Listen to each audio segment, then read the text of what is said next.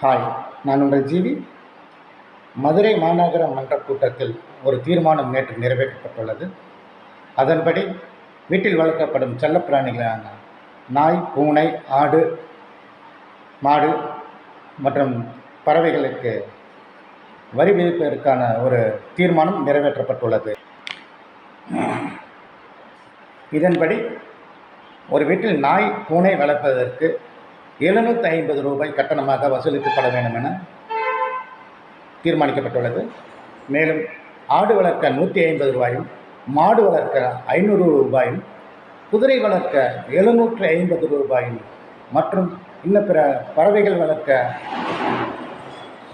கட்டணங்கள் வசூலிக்கப்படும் எனவும் தீர்மானம் நிறைவேற்றப்பட்டுள்ளது. இது ஏற்கனவே பெயரளவில் உள்ள வரி வசூல் சட்டத்திற்கு மாற்றாக இப்பொழுது கால சூழ்நிலைக்கேற்ப அதிகப்படுத்தப்பட்டுள்ளது என அந்த மாநகர கூட்டத்தில் அறிவிக்கப்பட்டுள்ளது.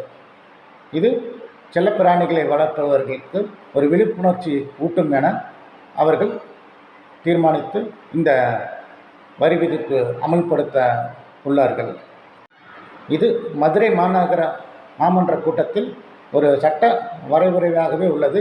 இது மேலும் பொதுமக்கள் பார்வைக்கு கருத்து கேட்பு நிகழ்ச்சி கேட்கப்பட்டு பின்னர் இது முழுவதுமாக செயல்பாட்டில் கொண்டு வரும்.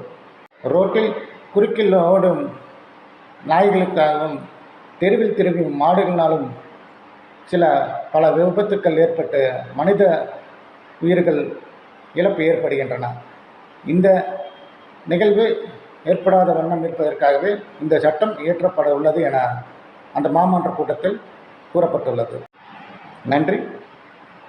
சப்ஸ்கிரைப் பண்ணுங்கள், லைக் பண்ணுங்கள், கமெண்ட் பண்ணுங்கள், ஷேர் பண்ணுங்கள். தேங்க்யூ.